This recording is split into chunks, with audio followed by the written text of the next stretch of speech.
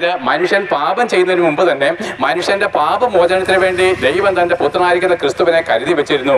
അതേ പരീക്ഷയോടുകൂടെ പോക്ക് വഴിയും നിശ്ചയിച്ചിരിക്കുന്ന ദൈവം അങ്ങനെ ആ പുത്രൻ ലോകത്തിലേക്ക് കടന്നു വന്ന് ഗോൽഗോഥ മലമുകളിലേക്ക് പോവുകയാണ്. പ്രിയപ്പെട്ട ഗോഡ് ഈസ് ലവ് എന്നാണ് ഞാൻ പറഞ്ഞു തുടങ്ങിയത്.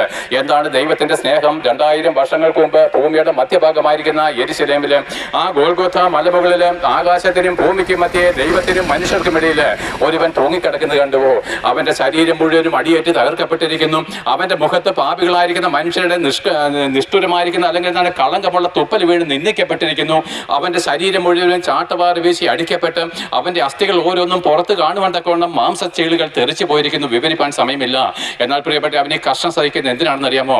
അവനെ 2 കള്ളന്മാരുടെ മധ്യേ അവനെ എന്താണ് ഒരു കള്ളനെ പോലെ ക്രൂശിൽ തറച്ചു. അപ്പോൾ അവൻ പിതാവായ ദൈവത്തോട് തന്നെ അയച്ചിരിക്കുന്ന പിതാവിനോട് പ്രാർത്ഥിച്ചു, പിതാവേയും ഇവർ ചെയ്യുന്നത് എന്തെന്ന് ഇവർ അറിയുന്നില്ല, ഇവരോട് ക്ഷമിക്കണമേ. പ്രിയപ്പെട്ട കരുണയുടെയും സ്നേഹത്തിന്റെയും ആർദ്രതയുടെയും സ്വരൂപമാണ് യേശുക്രിസ്തു. പൗരുഷത്തിന്റെ പൂർണ്ണതയാണ് യേശുക്രിസ്തു. കരുണയുള്ള, സ്നേഹമുള്ള, പാപമില്ലാത്ത, താഴ്മയുള്ള ഈ വിശുദ്ധനായിരിക്കുന്ന ക്രിസ്തുവിലത്രേ പൗരുഷത്തിന്റെ പരിപൂർണതയുള്ളത്. കോപിക്കുകയും വഴക്കുണ്ടാക്കുകയും തല്ലുകയും ചെയ്യുന്നവർ പുരുഷന്മാരല്ല, പൗരുഷമില്ലാത്തവരാണ്. ആകയാൽ യഥാർത്ഥമായിരിക്കുന്ന പുരുഷൻ യേശുക്രിസ്തു മാത്രമാകുന്നു. അവൻ തന്റെ കഠിനമായിരിക്കുന്ന വേദനകൾ എന്താണ് സമാധാനത്തോടെ നടന്നു. അവൻ ആരെയും വഞ്ചിച്ചില്ല. അവൻ ആരെയും എന്താണ് നശിച്ചു പോകാൻ ആഗ്രഹിച്ചില്ല.